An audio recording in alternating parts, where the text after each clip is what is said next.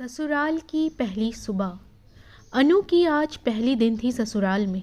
ससुराल के बारे में वो अपनी दोस्तों से काफ़ी कुछ सुन रखी थी कि ससुराल ऐसा होता है, ससुराल वैसा होता है।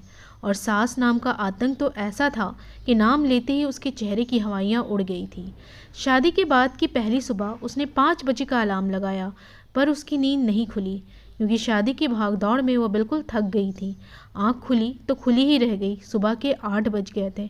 अनु कंबल फेंक कर उठ खड़ी हुई। वो बिल्कुल रुआसा हो गई कि ससुराल के लोग क्या सोचेंगे।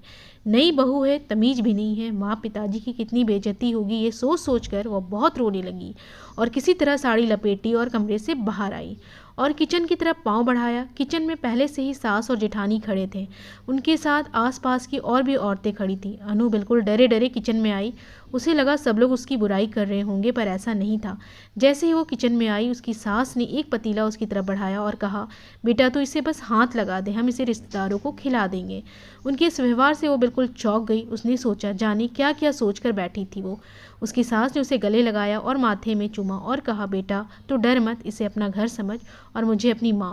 उसने जोर से अपनी सास को गले लगाया और एक ही शब्द निकला उसके मुंह से, माँ।